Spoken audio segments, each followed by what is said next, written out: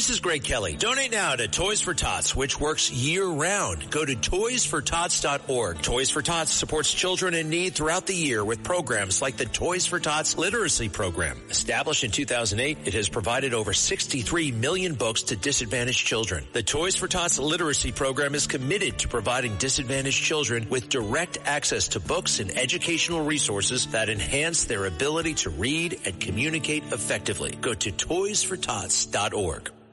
Excuse me! Taxi! This is the 77 WABC minicast. Wednesday night. With us today is Michael Oren, and he is the Israeli ambassador to the United States in about 10 years ago. And, Mr. Ambassador, what the heck is going on in Tel Aviv? What's going on in Israel? Are people nervous? Are people accepting what's going on? Sirens are going off all day long. You tell us. Well, as I used to say in the old SAT days, the answer is D, all of the above. People are nervous. The Iranians are firing very, very large missiles at us. They're packing about over 2,000 pounds of TNT. They can take down not a building, they take down a neighborhood. So yes, they're nervous, even though we have the world's most advanced anti-missile technology, and the vast majority of these missiles are being blown, while they're in the air, blown out of the air. But some of them have gotten through, and they have killed people, they have wounded people, and we have to run to our bomb shelters. Today we ran about 7 times. That's a big improvement over about Sunday, Monday, where we were running about 30 times. So the Israeli Air Force, the American Air Force, and I think now other air forces are working to destroy the launchers that are firing these missiles and making our lives very difficult. But it's not just us. Iran is firing at states throughout the Middle East, including some of their former closest allies in Qatar and Oman. And many Arab countries are now poised to enter this fight as well. So we're going to have a situation where Arabs are going to be fighting alongside Israelis and Americans against an extremist Islamic regime. And that's quite an extraordinary undertaking. But now, we are strong. We're very resilient. And between Israel and between the United States, you have so many aircraft that are going in there, destroying all kinds of bases. You've destroyed Iran's Navy. You've destroyed a lot of their airplanes. What do they have left? They have missiles. They have a lot of missiles, and they have drones. And there's sort of a race to see whether their missiles can outpace our interceptors. And it's not just our interceptors, it's interceptors around the area, including the interceptors in the hands of the U.S. Navy. So it's that type of race, which is why our Air Force and the American Air Force are focusing on the launchers, on the arsenals, and on the factories that make these missiles. Are very deep underground, and we really need those strategic penetrator bombs that only the U.S. Air Force has, the B-2 bombers. So we're heavily dependent on that. And the war, by all accounts, American and Israeli accounts, is going ahead of schedule. The targets are being reached. We can't say whether the Iranian people are going to rise up yet and take over their government and claim their liberty. We don't. And we can't tell you when the war is going to end. It could be weeks. It could be days. We don't know. But we're all in it. And no one's crying uncle here. There's no anti-war demonstrations. And so I'm confident. I'm confident the outcome will be very positive indeed. President Trump the other day said that they're going to guarantee ships going through the Strait of Hormuz, and they'll provide the insurance instead of Lloyd's or London or whatever they're doing. How long do you think before that strait is opened and we can buy cheaper oil again? Well, that's also a function of the missiles and the drones. What these shippers are afraid of is not Iranian boats. The U.S. Navy has done a great job of sinking the Iranian Navy, including today where for the first time since World War II, a U.S. submarine sunk a warship, an Iranian warship, using a torpedo, something out of the movies. So the real danger is whether these tankers will be subject to missile fire and drone fire going through those straits, so very narrow straits. And about 20% of the world's oil goes through there. So I think it's a good chance. I think it's a very smart move by the Trump administration to provide insurance and to provide anti-missile protection for these freighters going through the straits. Understood. What else do you want to tell the American people? I mean, you've lived here, you've been here. You know the questions they're asking. I do, and I feel very, very strongly about them. I know there's questions about whether the war is justified or necessary or even legal.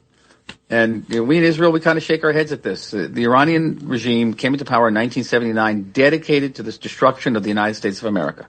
And they swore to do it every single day, and they didn't just swear at it, they acted on it. They killed hundreds of Americans.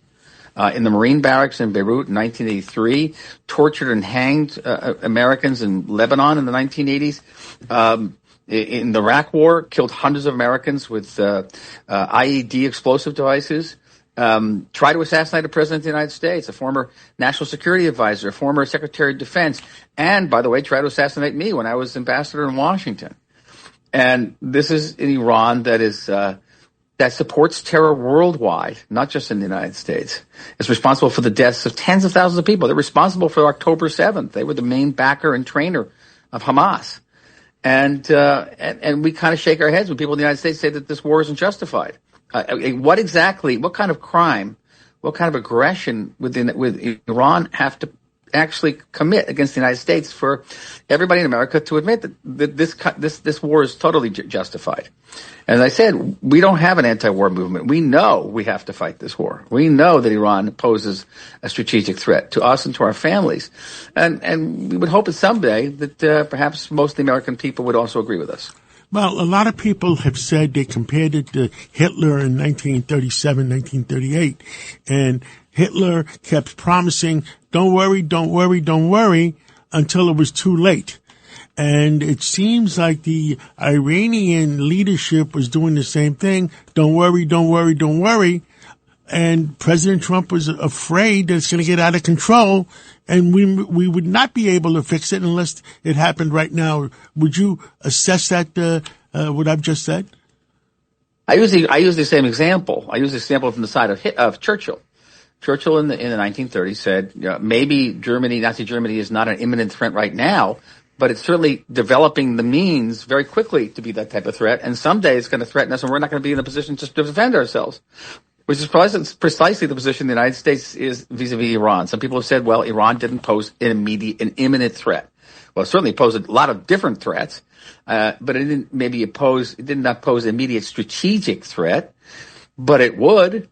And would anybody doubt that if Hitler had gotten his hands on an atomic bomb, he would have used it?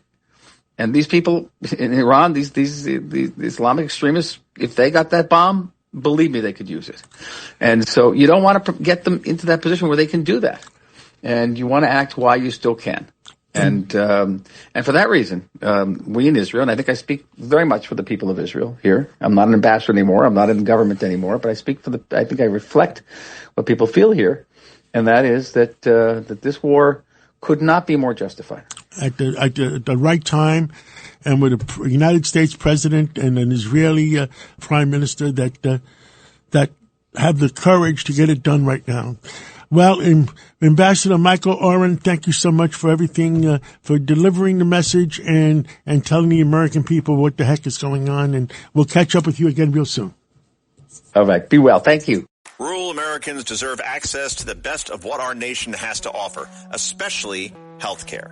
Across every state and every community, America's rural hospitals are the first line of defense, protecting our families, neighbors, and loved ones. No matter where you live, hospital care doesn't clock out. They're there 24 hours a day, 7 days a week, 365 days a year. Each year, America's over 5,000 hospitals care for millions of patients, providing 24/7 emergency care, delivering babies, cancer treatments, and other life-saving care that patients rely on. Behind every one of those patients are doctors, nurses, and caregivers working tirelessly to keep people healthy and safe. Hospitals are our community's lifelines. They employ our neighbors and keep our families healthy. But now, some in Congress are threatening access to care. Tell Congress, protect patient care to keep America strong. Don't cut rural health care.